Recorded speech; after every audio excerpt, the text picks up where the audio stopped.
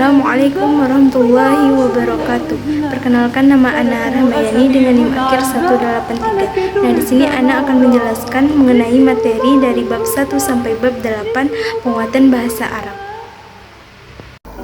Baik, di sini saya akan menjelaskan pada bab 1, yaitu pembagian kata dalam bahasa Arab. Nah, dalam bahasa Arab kata al-kalimah dibagi menjadi 3 jenis utama, yaitu isim, fi'il, dan huruf.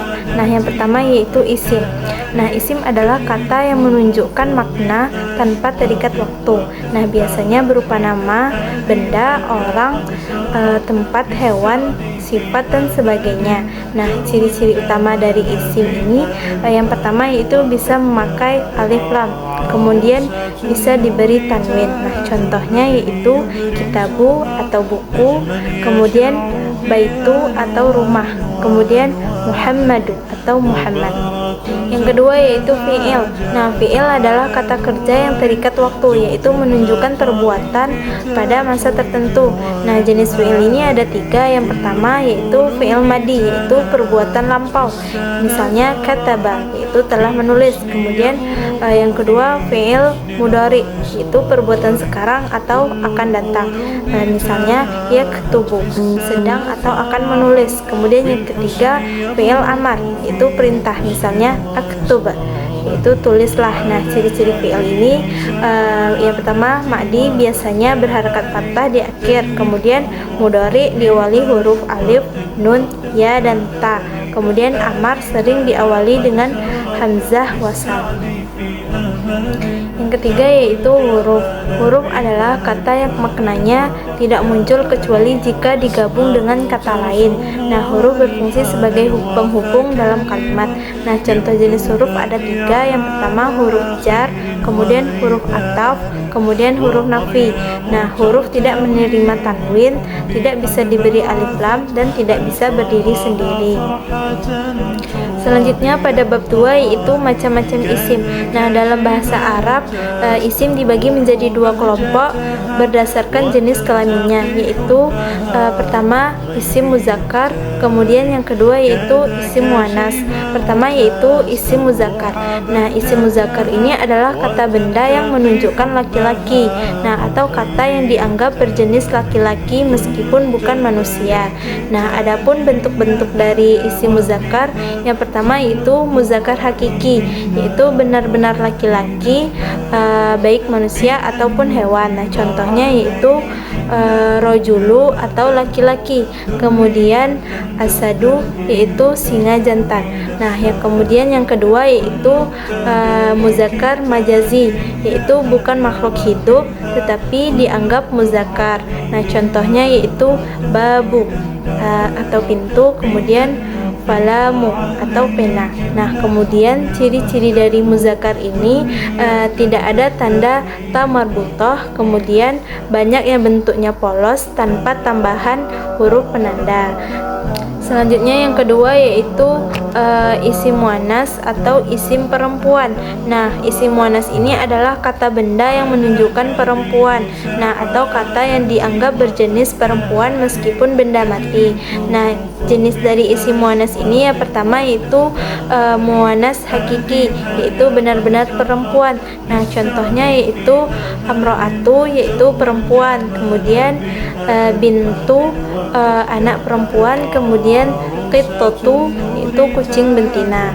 Nah, yang kedua yaitu muannas majazi. Nah, muannas majazi ini yaitu bukan makhluk hidup tetapi dianggap perempuan. Nah, contohnya yaitu syamsu atau matahari, kemudian ardu atau bumi, kemudian naru atau api. Nah, ciri-ciri umum dari muannas ini yang pertama yaitu diakhiri ta marbutah. Misalnya muallimatu, itu guru perempuan, kemudian sayyaratu, yaitu mobil. Selanjutnya pada bab 3 yaitu mufrad, musanna, dan jamak. Nah, yang pertama mufrad yaitu kata benda yang menunjukkan satu. Nah, contohnya kitabu, artinya artinya satu buku. Kemudian musanna. Nah, musanna adalah kata benda yang menunjukkan dua. Nah, ciri dari musanna ini yang pertama bisa ditambah ani atau aini. Nah, contohnya yaitu kitabani, artinya dua buku. Nah, yang ketiga yaitu jamak. Nah, jamak ini ada dua jenis. Yang pertama yaitu jamak salim atau beraturan. Nah, bentuk dasarnya tetap hanya ditambah akhiran. Contohnya jamak muzakkar salim yaitu muslimuna, artinya orang-orang muslim. Nah, kemudian yang kedua yaitu jamak taksir atau tidak beraturan. Nah, bentuk berubah ketika jadi jamak. Nah, contohnya yaitu kutubu, artinya buku-buku. Selanjutnya pada bab 4 yaitu nakiroh, makrifah, dan domir. Nah, yang pertama yaitu nakiroh. Nakiroh yaitu kata benda umum, belum jelas siapa atau apa yang dimaksud. Nah, cirinya yaitu biasanya tanwin dan tanpa alif lam. Nah, contohnya yaitu kitabu, artinya sebuah buku. Nah, kemudian yang kedua yaitu makrifah, yaitu kata benda khusus. Nah, sudah jelas siapa atau apa yang dimaksud. Nah, cirinya yaitu memakai alif lam atau berupa nama orang atau tempat.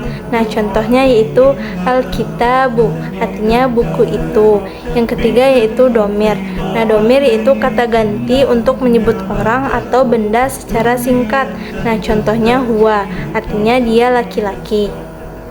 Selanjutnya itu pada bab 5 yaitu kata tunjuk. Nah, kata tunjuk dalam bahasa Arab digunakan untuk menunjukkan benda berdasarkan jarak, misalnya dekat atau jauh, kemudian jumlah, misalnya tunggal, dua, atau jamak. Nah, yang pertama yaitu untuk dekat. Nah, digunakan untuk benda yang posisinya dekat, misalnya hada, artinya ini laki-laki, atau mufrad muzakkar. Kemudian untuk jauh digunakan untuk benda yang posisinya jauh. Nah, contohnya yaitu dalika, artinya itu laki-laki atau mufrad muzakkar. Nah, kemudian yang ketiga untuk dua atau musanna atau kata tunjuk ganda. Nah, digunakan untuk benda dua. Nah, contohnya hadani, artinya dua ini. Kemudian untuk yang keempat untuk jamak yang lebih dari dua, biasanya memakai benda jamak khusus. Nah, contohnya yaitu haulai, artinya mereka ini, atau jamak manusia. Selanjutnya pada bab 6 yaitu isim mausul. Isim mausul adalah kata sambung yang digunakan untuk menghubungkan kata dengan kalimat penjelas atau silah. Nah, dalam bahasa Arab isim mausul dipakai untuk menunjukkan orang atau benda yang dijelaskan setelahnya. Yang pertama yaitu ada isim mausul untuk muzakkar atau laki-laki. Nah, contohnya yaitu alladhi, artinya yang, untuk satu laki-laki. Nah, contoh kalimatnya ja'at talibul ladzi najaha, artinya datanglah siswa yang lulus. Kemudian yang kedua yaitu isim mausul untuk muannas atau perempuan. Nah, contohnya yaitu allati, artinya yang, untuk satu perempuan. Nah, yang kemudian yang ketiga yaitu isim mausul untuk jamak. Nah, contohnya yaitu alladina, artinya yang, untuk jamak laki-laki.